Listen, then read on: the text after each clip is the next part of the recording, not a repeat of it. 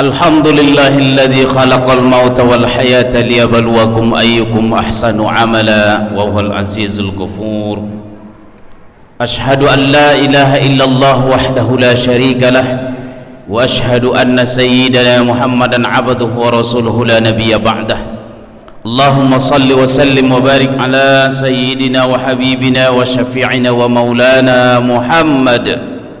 Salli wa sallim wa radiyallahu ta'ala an kulli sahabati rasulillahi ajma'in.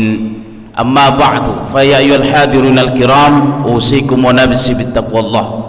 Ittaqullaha haqqa tuqatih wa la tamutunna illa wa antum muslimun. Qala Allah ta'ala fi kitabihil karim wa huwa asdaqul qailin. A'udzu billahi minasy syaithanir rajim.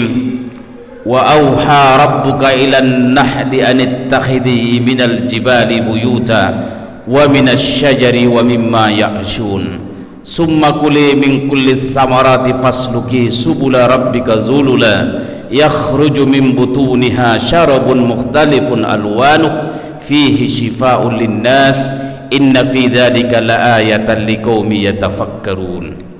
Shadaqallahul adzim wa shadaqa rasuluhun nabiyul karim. Wa nahnu ala dhalika minasyahidin wasyakirin walhamdulillahi rabbil alamin. Hadirin jamaah salat Jumat yang mulia, senantiasa kita berjuang sungguh-sungguh dalam kehidupan ini agar bertambahlah ketakwaan kita kepada Allah, bertambah ketakwaan kita dalam setiap kesempatan, bertambah kesyukuran kita atas segala nikmat yang diberikan, bertambah kesabaran kita atas segala musibah yang ditimpakan, dan bertambah ketawaduan kita atas segala pencapaian. Siapa yang pandai bersyukur, Allah tambah karunia itu, dan barang siapa yang kufur, Allah akan ambil karunia itu dari jalan yang boleh jadi tak pernah terkira. Salawat beriring salam semoga senantiasa dilimpahkan keharibaan junjungan kita yang mulia Habibana wa Maulana Muhammad. Allahumma salli wa sallim wa barik alaihi. Intisari khutbah yang singkat ini sudah khatib tuliskan di selembar buletin berjudul Kacamata Lebah. Kiranya bisa dibaca ulang dan diulas, lalu kita ajarkan kepada keluarga dan anak-anak kita. Kiranya kita mampu menatap kehidupan ini sebagaimana lebah menatap kehidupan dunia ini.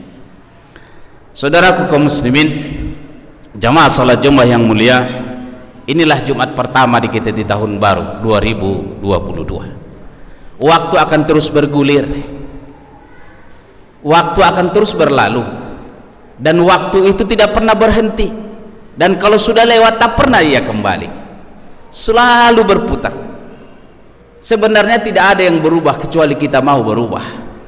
Tahun yang akan datang pun kalau kita masih hidup juga akan tetap seperti ini.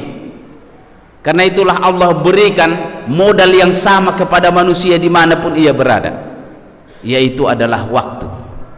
Apakah dia pejabat, apakah dia presiden, apakah dia raja, rakyat jelata, semua orang 1 jam itu 60 menit, 1 menit itu 60 detik. Tinggal siapa yang mampu mengurus, memanfaatkan waktu itu sehingga ia berguna. Akankah berubah kehidupan kita di tahun ini? Akankah kita akan lebih baik dari tahun yang lalu?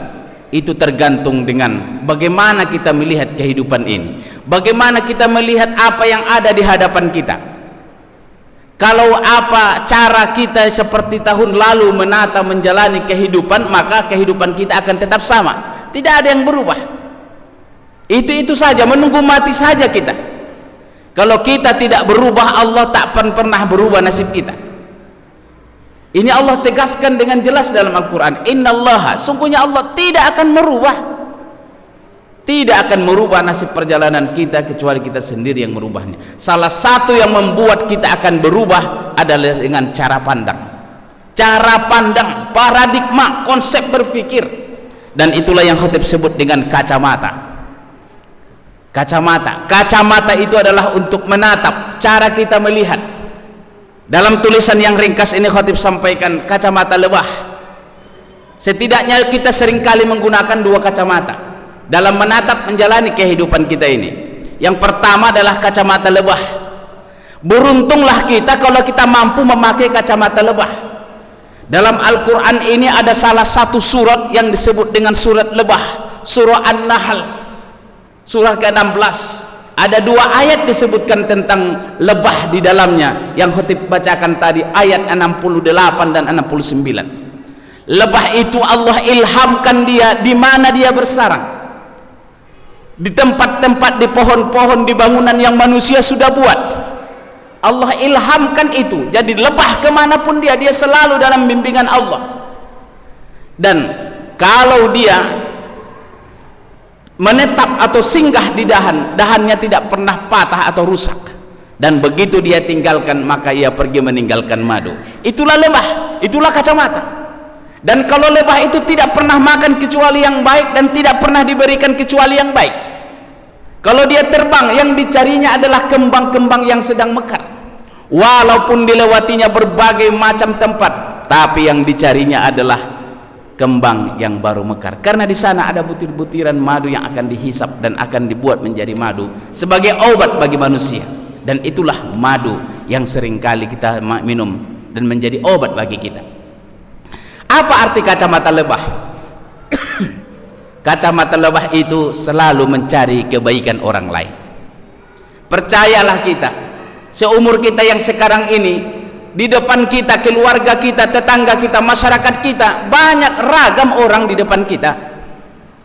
Kalau mau kita lihat, banyak kekurangan, banyak kelebihan, dan tidak ada manusia satu orang pun yang tidak punya kekurangan dan tidak punya kelebihan. Yang maksum itu hanya Nabi. Manusia setelah Nabi semuanya ada salahnya dan semuanya ada baiknya. Nah, kalau kita menggunakan kacamata lebah, yang terlihat itu kelebihannya. Di tengah banyak keburukannya, yang terlihat adalah kebaikannya. Di tengah banyak kekurangannya, yang terlihat adalah kelebihannya. Sehingga orang yang mempunyai kacamata lebah, yang dilihat di depannya ini adalah segala macam potensi yang bisa diajak berkolaborasi meningkatkan kehidupannya. Kalaupun orang ini ada kekurangannya, tapi dia punya kelebihan yang bisa meningkatkan kehidupan. Sehingga setiap kejadian yang tak ada di hadapan kita, kalau menggunakan kacamata lebah, selalu melihat sisi positifnya. Betapapun derita menghantam kita, betapapun pandemi sudah luar biasa 2 tahun berjalan, kalau menggunakan kacamata lebah selalu terlihat sisi-sisi kebaikannya. Karena tidak ada satu kejadian pun yang Allah berikan di atas dunia ini kecuali terselip hikmah yang baik kepada kita. Inilah kacamata lebah. Jadi kalau kita menggunakan kacamata lebah pada tahun 2020 yang sekarang dan ke depan ini, maka di depan kita sebenarnya banyak peluang-peluang dan tantangan yang membuat kita tambah maju. Dan itu semua adalah karunia dari Allah Subhanahu wa taala yang harus kita syukuri. Sehingga orang yang memiliki kacamata lebah akan selalu banyak tersenyum, walaupun banyak kekurangan yang dia lihat, tapi yang terlihat adalah kelebihannya. Sebagaimana juga lebah, dia singgah di pohon mawar, kalaupun berduri dia tidak melihat durinya, yang terlihat adalah kembang-kembang yang mekar, karena di situ ada butiran madu. Inilah kacamata lebah. Kacamata yang kedua yang sering kita gunakan adalah kacamata lalat. Ini kebalikannya. Pertanyaannya adalah, apakah selama ini kita lebih sering menggunakan kacamata lebah atau kacamata lalat? Lalat itu adalah binatang yang jorok. Dia kalau masuk ke gelas kita, ke minuman kita, dia membawa racun, tapi kita celupkan ada di situ obatnya. Dan lalat hanya mencari tempat sampah yang bau busuk penuh bangkai. Andaikan pun ia melewati taman-taman yang indah dan harum, ia tidak berhenti di taman itu, tetap yang dicarinya adalah tumpukan sampah. Andaikan ada taman yang luas, indah, penuh dengan kembang, dia tetap hanya mencari dan melihat sampah yang bau. Kalau kacamata lalat ini yang kita gunakan, maka sama dengan lalat, kita hanya bisa mencari kekurangan orang lain. Kita hanya sibuk mencari-cari, mengungkit-ungkit kelemahan orang lain. Dan yang kita lihat di hadapan kita ini berbagai macam ragam orang, yang kita lihat adalah kekurangannya, keburukannya, meskipun dia sebenarnya banyak melakukan kebaikan. Orang yang menggunakan kacamata lalat, dia lebih banyak melihat kekurangan orang lain, padahal sebenarnya dia lebih busuk dari orang lain. Di lembaran papan tulis yang baru ada satu titik noda di tengahnya.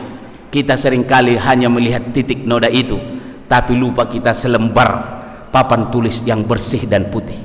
Inilah tandanya orang menggunakan kacamata lalat. Satu kali orang melakukan kesalahan itu bisa merusak segala macam hal, Dia lupa kalau orang lain itu pernah melakukan banyak hal. Boleh jadi kita juga menggunakan itu karena saudara kita, teman kita, kerabat kita, saudara kita melakukan satu kesalahan, kita hapus semua kebaikannya dan tidak pernah teringat lagi kebaikan yang dilakukannya hanya karena satu kesalahan yang diperbuatnya. Inilah kacamata lalat.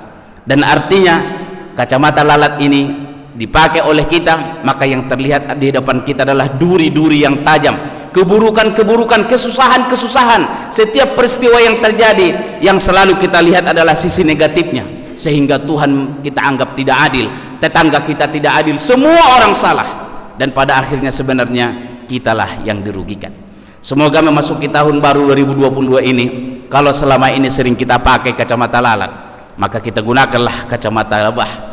Dan Rasulullah pernah berpesan, al-mukminu kan nahl, seorang mukmin itu seperti lebah, dia tidak makan kecuali yang baik dan dia tidak berikan kecuali yang baik. Kalau dia hinggap di dahan pohon ranting, tidak pernah patah dan tidak pernah rusak. Tapi jangan sekali-kali ganggu lebah itu, karena dia bisa menyengat, bahkan dia mati setelah menyengat itu tidak mengapa, karena itu adalah harga diri bagi seekor lebah. Mudah-mudahan khutbah yang singkat ini mengingatkan kita, mari lebih fokus kita melihat diri kita, memperbaiki diri, muhasabah. Banyak kekurangan kita.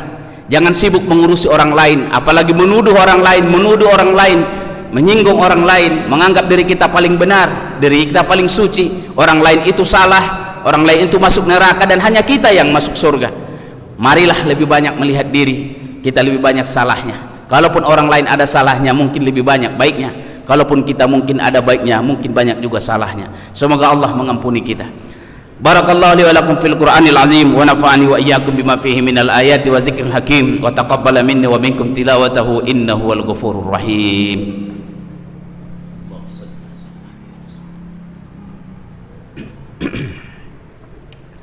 Alhamdulillahilladzi arsala rasulahu bil huda wa dinil haqq liyuzhhirahu 'alad dini kullih walau karihal musyrikun. Asyhadu an la ilaha illallah wahdahu la syarika lah wa asyhadu anna sayyidana Muhammadan 'abduhu wa rasuluhu la nabiyya ba'dah. Allahumma salli wa sallim wa barik ala sayyidina wa habibina wa syafi'ina wa maulana Muhammad. Salli wa sallim wa radiyallahu ta'ala an kulli sahabati rasulillahi ajma'in, amma ba'd.